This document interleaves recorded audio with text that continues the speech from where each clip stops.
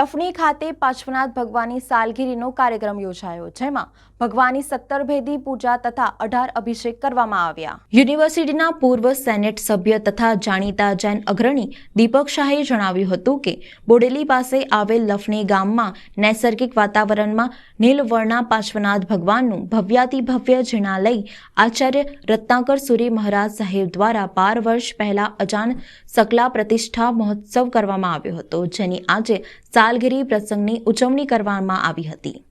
રત્નાયત્રી આરાધના ટ્રસ્ટના પ્રમુખ કૌશિકભાઈ શાહે જણાવ્યું હતું કે આજે બપોરે 12:39 વલ્લભસુરી સમુદાયના ગચ્છાધિપતિ આચાર્ય ધર્મધુરંદર સુરી મહારાજના આજ્ઞાનુવર્તી આચાર્ય વિદ્યુતરત્ન સુરી મહારાજ, મુનિન્દ્ર વિજયજી તથા અક્ષય રત્ન વિજયજી મહારાજની નિશ્રામાં ધજા ચડાવવામાં આવી હતી।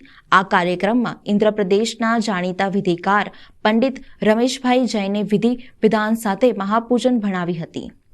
સુરતથી રાજેન્દ્ર બાગેચા પધાર્યા હતા। વધુમાં જૈન અગ્રણી દીપક શાહે જણાવ્યું હતું કે આજે દેશની નદીઓના જળ તથા પવિત્ર માટી અને ઉત્તમ ઔષધિઓ તથા ફૂલો ઉત્તમ દ્રવ્યોથી ભગવાનના 18 અભિષેક કરવામાં આવ્યા હતા। ત્યારબાદ શિશર ચોકસી તથા દીપક શાહ દ્વારા ભગવાનના શાંતિ કળશનું વિધાન કરવામાં આવ્યું હતું। આજે લફણી ખાતે બોડેલી પાસે સરસ મજાનું નીલવર્ણા પાર્શ્વનાથ જિનાલય છે।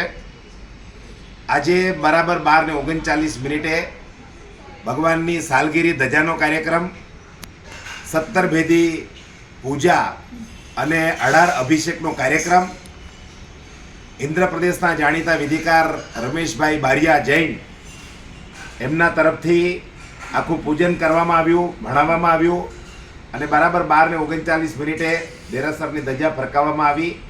શાસ્ત્રોક્ત વિધાન, દેશની પવિત્ર નદીઓના જળ, ઉત્તમ દ્રવ્યો અને આ પ્રકારનું બધાના અભિષેક વગેરે કરવામાં આવ્યા ભગવાનના।